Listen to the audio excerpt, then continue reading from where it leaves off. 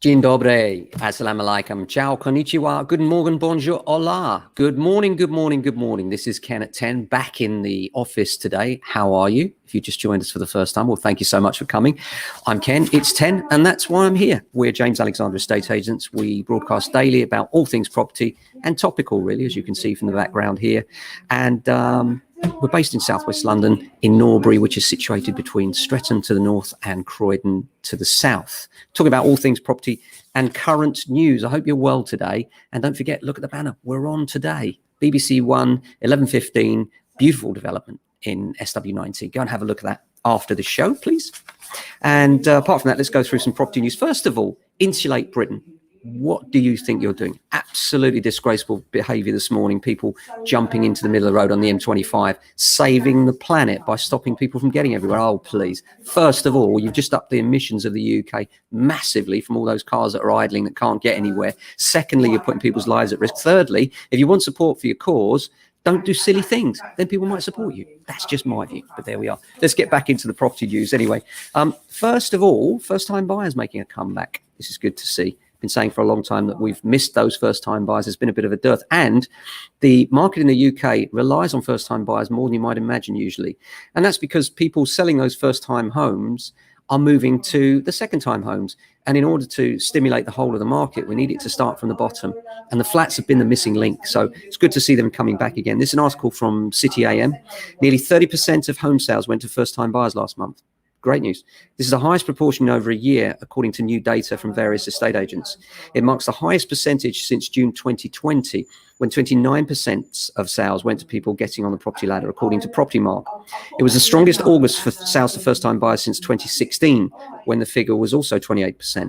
There have been signs of the market becoming less frenzied after the stamp duty holiday in England was tapered, and many mortgage lenders have also reintroduced low deposit mortgages. This is really critical. In the end, it's all about the availability and affordability of money, you know, and so it's good to see that there are some better deals out there. The figures also suggest that competition for homes remains strong amid a lack of supply. Across the UK, the housing market, more than a third, 37% of properties sold for more than the original asking price in August, and that's up from 31% in July. In August, just 13% of homes sold over the asking price. And the number of properties to buy is rising, and this indicates a slight change in the market as well, from Rightmove. And they're saying, this is an article in the Telegraph, quite a good quality paper for property headlines, you know, the Telegraph. Data from Rightmove shows that an imbalance between supply and demand in the market has begun to resolve, with the number of properties available to buy beginning to rise. The site found that in the first 2 weeks of this month, the number of new listings was up 14% on the last 2 weeks of August. Well, we normally find that stock levels do rise in September. We've spoken about this many times, but the mums market, where people come back from holidays, the kids are now back at school, hallelujah, and therefore, you know, mums at home often, and I say mum because in our experience here in southwest London, we find it's mum that tends to drive the search, and they're on the email to us saying, we want to look at this, we want to get a valuation on our home, and this is a very busy time for us here in September. We do find it's a good time for people to move. It does shut down. It's quite a small window, the September window. As the weather goes worse and we get sort of dark evenings, we tend to find that people give up the hunt and perhaps reconsider next year. But it's good to see that things are moving on there. An article from The Standard which caught my eye, and this is about the Northern Line extension. You may know that there's new stations around Nine Elms and Battersea Power Station, which is great news. And the opening of the Northern Line extension in London is expected to result in house prices around Nine Elms and Battersea Power Station rising by 25%. One of the key differences between the Woolwich and Nine Elms is the connectivity of the area had before going in. Even before the extension, Woolwich was on the southeastern route into Kent. By contrast, the old Nine Elms rail station closed back in the 1960s. We found that you tend to get greater house price uplift with step changes in infrastructure rather than incremental improvements, noted Lawrence Bowles of Savills. I think I used to work with that guy. Hi, Lawrence, if you're watching. The capital housing remains muted. This is new data from Rightmove on housing in the London area, and it suggests that with the average amount of time marketing a home to accept an offer actually increasing from 55 days to 58. Tim Bannister, he's always commenting, isn't he, young Tim?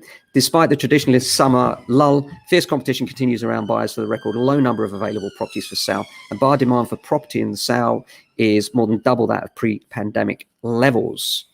Developers who hoard land are facing a cladding tax. That's interesting. This is a strategy that many developers have had for some time now, where they buy land and then they hold on to it in the hope of future rises in the price of land, what they call land banking. And the government is saying that they're going to penalise them for doing so, which is good news. Get more building going. This is what we need. And Evergrande, this is the big scandal of the moment. You may know about this. You may not have heard of it. You may find that it becomes more of a significant headline. Evergrande is a huge financial mogul in property. And this is an article from the Times, the Telegraph and the Mail. Concerns are growing that an imminent collapse of China's second largest property company could spill into the global economy and broader financial system. US, European and UK markets fell on fears of contagion from the company's collapse. Evergrande is buckling under the weight of $300 billion worth of debt. Creditors warned this week it's likely to default on loan repayments. Louise Say, managing director at Wealthy Securities, a Hong Kong-based broker, said a shockwave could ripple across China if businesses went bust. Evergrande is just the tip of the iceberg and has a chain effect. Whoa, scary thought that, isn't it, given what we know happened before. There is nervousness over the meetings at the US Federal Reserve and the Bank of England this week, when discussions will take place over rising inflation and the possible tapering of pandemic support. So apart from that, don't forget, watch the telly. BBC One, 11:15 today. We're in Wimbledon. We'll be on there and you can see us talking about a beautiful development. Really nice. So I hope you enjoy that. I hope you have a fantastic day. The weather here in Norbury is beautiful, actually. It's a really sunny day and looking forward to doing some good business. Hope you have a fantastic day. As always, if you have any property queries or anything you'd like to comment on, please do so. And do like and share the video. It helps us get to more people. So we'd be grateful if you would. Have a fantastic day. We'll be back same time tomorrow. Until then, stay safe and well.